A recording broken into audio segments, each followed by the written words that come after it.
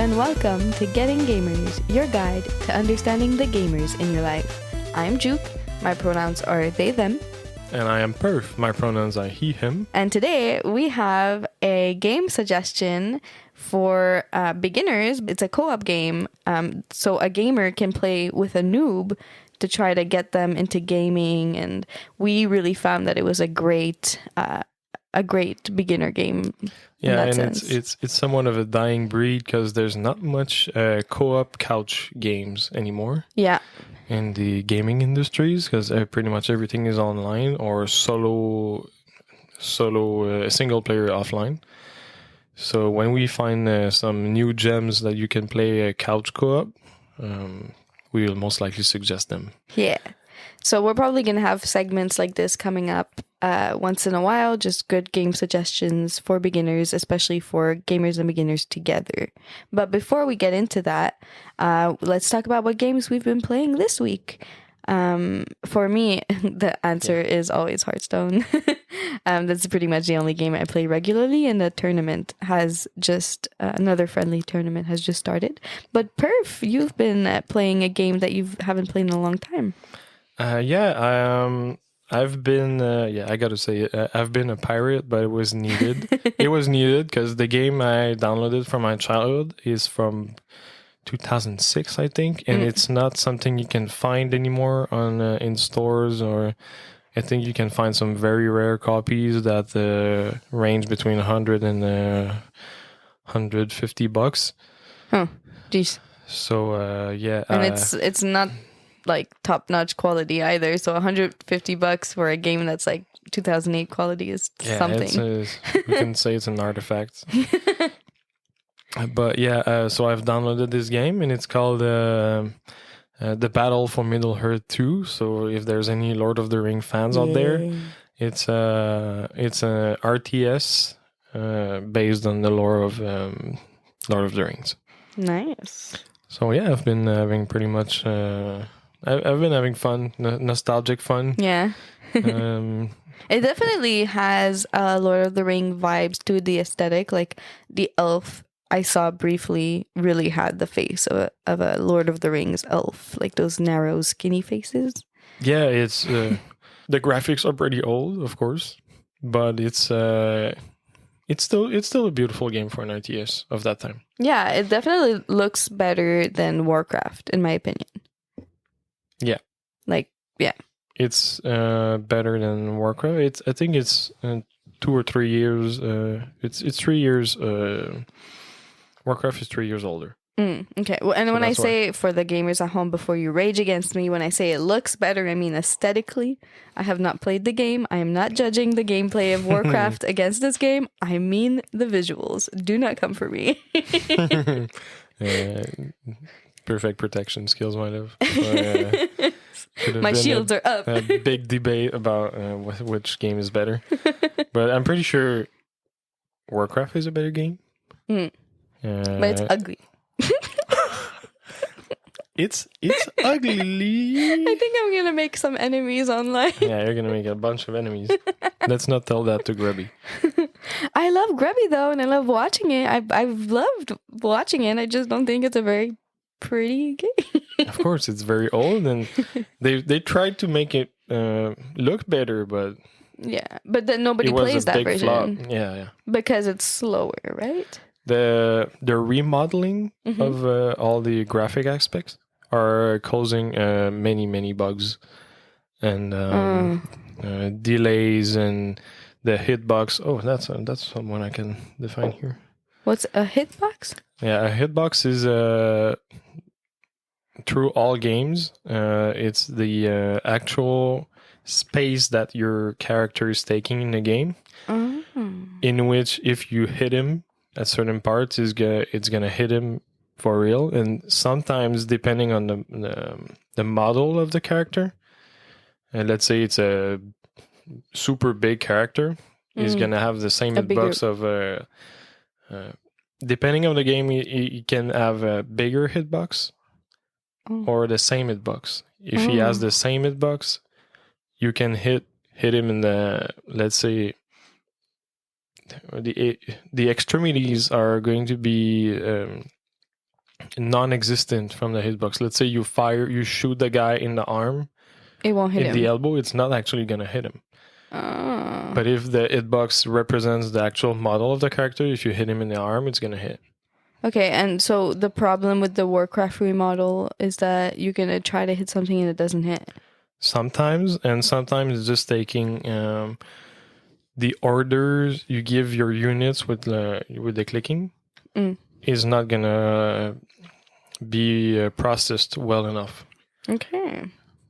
So there's a lot of very micro bugs that can affect your performance in a competitive way. Yeah. That makes it so that everyone's using the old graphics. Okay. I think they've been working on that lately, but I still think it's not perfect because I don't see any pros playing with the new graphics. Yeah. Oh, but that's interesting. Other than that, I've been re-downloading a game that I'm going to play again with Zik and Divi. Third-person shooter. That's a Ghost Recon Wildland. Ghost Recon Wildland. Yeah. So Wildland is like Ghost Recon. I mean, I'm guessing there's several Ghost Recon games. There are, yeah. Okay. Never heard. It dates back to the first Xbox. Oh, okay. Wow.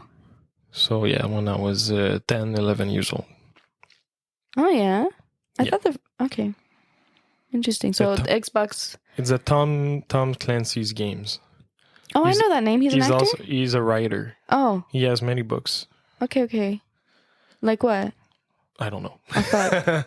Because I know the name. I know his games, but I don't know his writings, his books. But I'm pretty sure it's all... like sci-fi type? No, what do we say? Policier? Investigative type stuff? Yeah, pretty much. Pretty sure it's in military cop based books.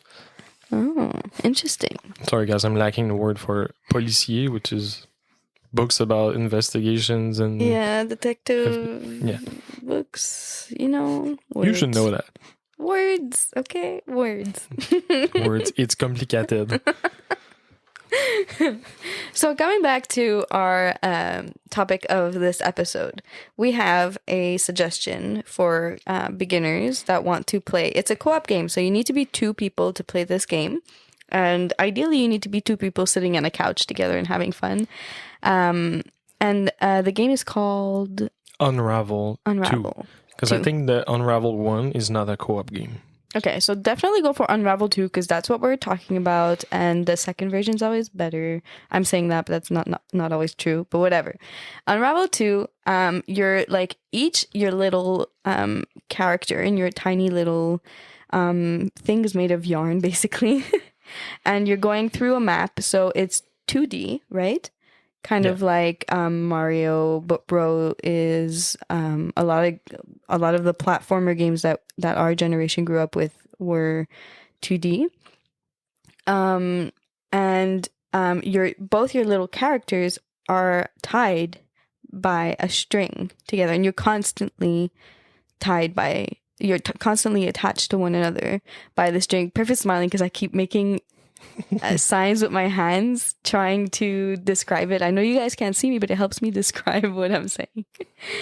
But the reason this game is so good for a beginner to play, especially if if your gamer wants to play a game with you, it's a puzzle game. So there's platforming, there's jumping, but there's also some solving things where you use the fact that you're tied to each other. You use the tension to make certain type of jumps or a certain type of swinging. Yeah. But when things are too hard and you don't need to be swinging one another, you can attach yourself to piggyback. Yeah, and you can piggyback. So if there's certain areas that are too hard, which happened to me, I had to just piggyback and then perf did the whole that small area because I just kept dying, and then we both have to restart every time I kept dying.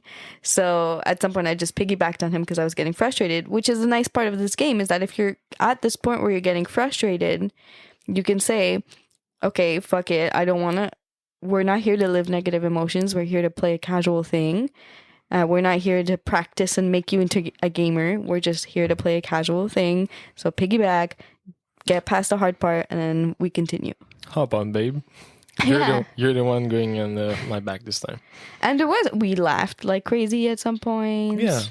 And there was more stressful points where we were getting chased. So it's not super casual where you're bored. Like for me as a beginner, I was constantly playing and working. But for a gamer, like you, Perf, were you ever bored? Not necessarily because of the company, but because of the game. No, it's a pretty entertaining game. The puzzles are progressively harder, which makes sense, but it's very fun because sometimes you're faster than me with the puzzles. And Well, that's the fun part because it's puzzles and it's 2D. It's not necessarily puzzles. Like if I say puzzles and gaming together for a beginner, that might sound intimidating, but the puzzle has really nothing to do with gaming necessarily. It's not a shooting puzzle. It's really like, okay, how do I place these things so that we can make a bridge, right. Kind of. So it happened that me, the beginner, solved it before Perf did because it's not necessarily a gaming thing. It's really more of a solve this problem thing, and I have an ADHD mind. I'm better with patterns and stuff like that. So sometimes my brain caught on faster, and it was a satisfying thing to be like, hey, like I'm not just piggybacking my way through this whole game. I'm actually solving things. And it's fun as a beginner because sometimes your gamer needs you. There's parts of the game where even though this guy is a pro gamer, he cannot pass this area if you're not there to help him swing. Exactly. And that's what's make it very fun about the co-op game, which you actually have to cooperate with your partner. Yeah. But we had a lot of fun. We haven't finished the game yet. I don't know how many levels there are to it. Oh, I think we are quarter or a third done at max because we had to start over. Yeah, I fucked up. In your defense, it was the controller. The controller had the joystick issue where it was kind of stuck. Always moving. Yeah, I accidentally restarted the game, so we had to restart. Yeah, it overrided the save we had. Yeah, but that was my mistake. So beginners, don't be afraid of that. Your gamer will take care of starting the game for you. But we got to keep doing it because we catched up. Yeah, we did. We caught up, and oh my god, I had something. Oh yeah, there's not really much of a story to the game. The focus is really your two little yarn characters that are smaller than the real world. I'll say that the physical, like the map, the stuff you're jumping over and whatnot, those are real world things. So there'll be a table and a chair. Like it's not like from a sci-fi world. No, it's not a fantasy world. Yeah. It looks like there's somewhat of a story behind with the ghosty characters that some things happen, but it's very unclear what's happening. Yeah, and I feel like maybe as we progress through the game, we might understand what's going on there. But but definitely the story has nothing to do with our gameplay. There's nothing to read, or there's no story to follow and to have to remember to succeed properly. It's really just jumping over things, platforming. It's clearly puzzle focus. Yeah. The same way we never really knew that there was much of a story to Mario Bros. Because you don't need to really know the story to complete the games. So it's in that aspect. But it's really fun. The whole having to solve, okay, how do we get there? Clearly we have to swing. But okay, now whenever I swing, I'm hitting this part, so I have to crawl up my rope. That's a great part too. Whenever I fall, as long as Perf didn't fall, I can crawl up my rope and get back to where he is. Exactly. Which is an amazing thing because in platformers, I think any beginner who's played any platformer, even if you played Mario Bros. Once, you've fallen and it's so fucking annoying. Yeah, it's like an integrated failsafe for exactly. your newbie. Mm-hmm. I don't know, have you played with Zivi? Because I know Zivi is the one that found it. I know. At first, it was a game that we wanted to do right after. What's it called? just It between Takes us? Two. It Takes Two. Damn, I was not close. But we found out that it was only a couch co-op game. It wasn't. Yeah. It wasn't an online co-op game. Yeah, because true. You can't really play online. Interesting. Very true. Yeah, we got fooled. But it's perfect because it gave us the opportunity to have this game that we play together. Yeah, and because I was gonna say I don't know how hard it would really be for two gamers. I feel like it would be pretty straightforward, like whoop whoop whoop. But it would be a fun thing of like, oh, like bam bam, we're good at this type thing. Like, I don't think it would be very much faster with Zivi because the biggest part is the puzzling. So yeah, maybe he's more used. But I do have to restart certain things a few times, and then it's happened a few times. I tried 4 or 5 times, and then I'm like, fuck it, I'm piggybacking. Versus with two gamers, you get through those pretty fast, I'm assuming. Yeah, it would be a bit faster for sure, but maybe just the fact that Zivi has more experience with the gaming puzzles. But I wouldn't. So you wouldn't say that playing this game with two gamers would be boring. You would still find it. Yeah, it enjoyable. would be faster, but it would be enjoyable still. Yeah, but definitely, I really think it's a good game to get your beginner, your noob. Like, I'm talking to you gamers out there. Grab your noob and try to sit up. Because first of all, they're cute little yarn guys. So if your noob is your girlfriend or anyone who appreciates cuteness, and to be honest, if someone in your life doesn't appreciate cuteness, like, what's wrong with them? But like, it's fun because you're this little tiny yarn character, so they're cute, and you're like, oh, okay, you know. There's a little cute aspect to the character, so it's easy to like be like, oh yay, fun. And then you sit down, the game's not too hard, you can take your time, there's no real timer or time limit to it.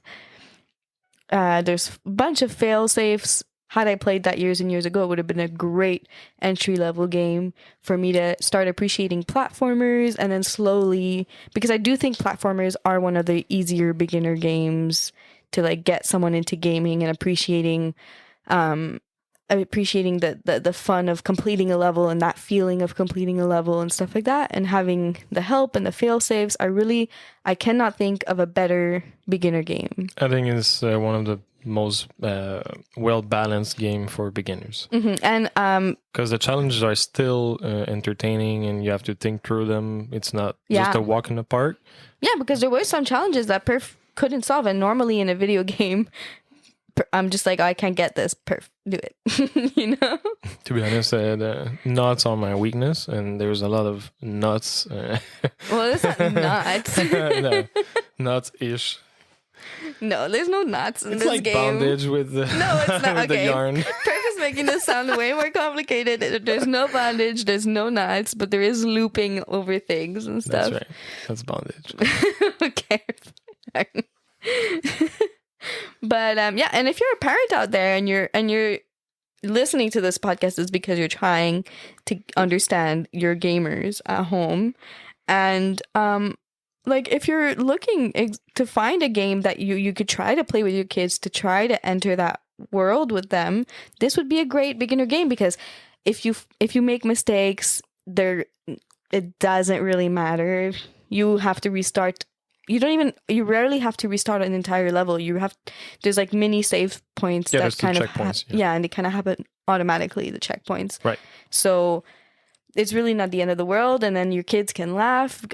There was a mistake that I made where I ended up pushing a bucket over the edge like 3 times in a row, making the same stupid mistake because I kept forgetting to jump. And at some point I was crying laughing because I couldn't believe, because I saw the first time I did the stupid mistake, I was like, oh, that was a stupid mistake.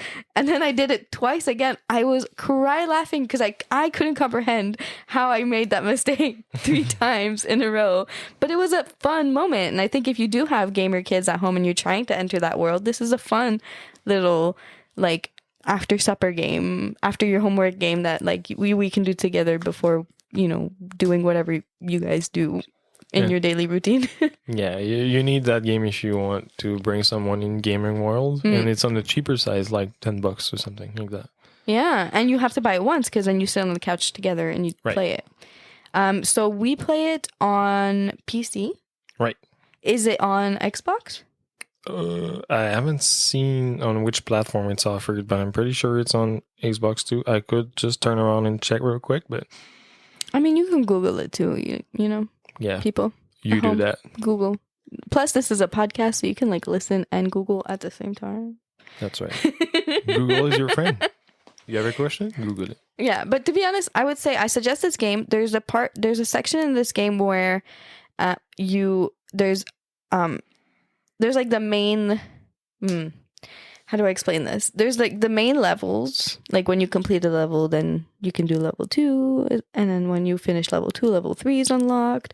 But there's also a side section with mini challenges, which are harder problems. Yeah, they're harder and shorter. And we did like one, and we really didn't enjoy it that much. So I would say, and I think we accidentally ended up in that spot because I clicked something that I wasn't supposed to. So I would say, definitely, if you're trying to get your beginner into a game or whatever, or if you're a beginner, stick with the levels. The mini challenges, even though they're called mini challenges, they're not as fun as the levels. But like, try everything out. If you want to try it out, try it out. But don't get discouraged if you try a mini challenge and you find it hard. The levels are really much more fun and progressive. Harder. Yeah, they were much more interesting, and it's fun to like just jump around on stuff. You can really take your time. I really love it.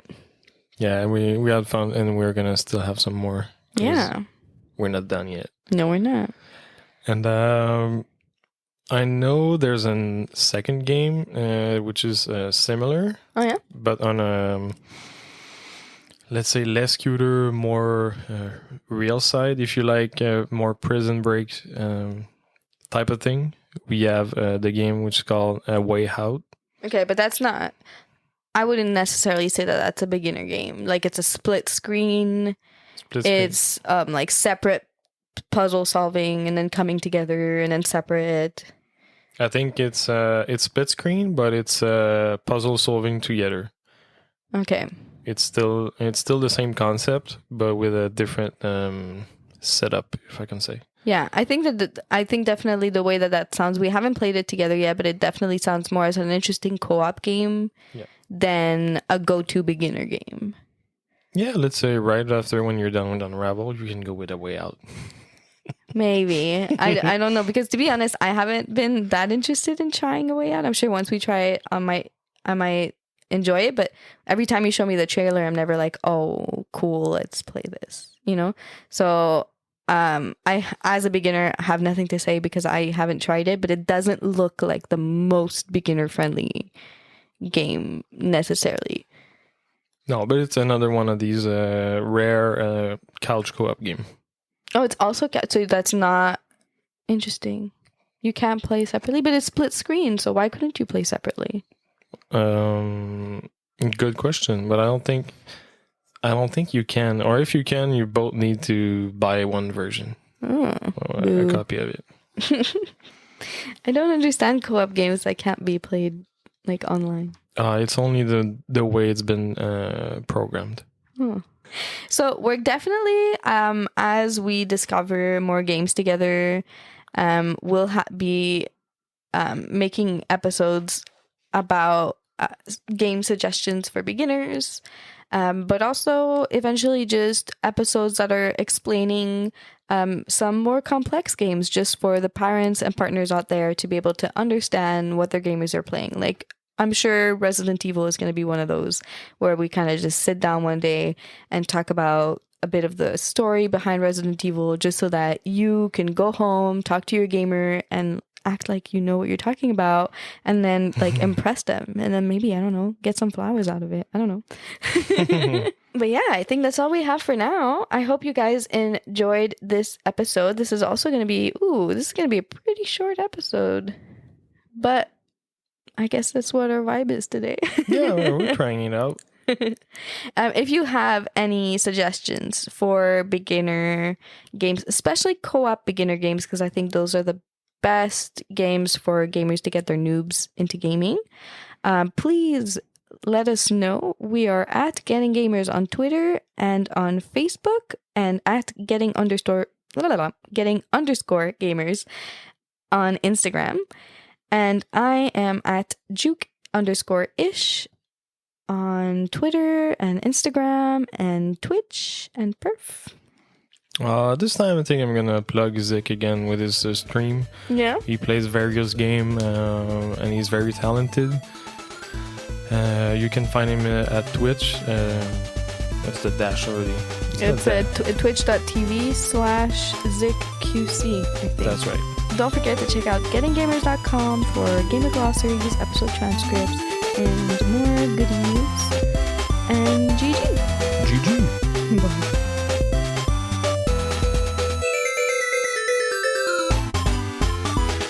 Job's done.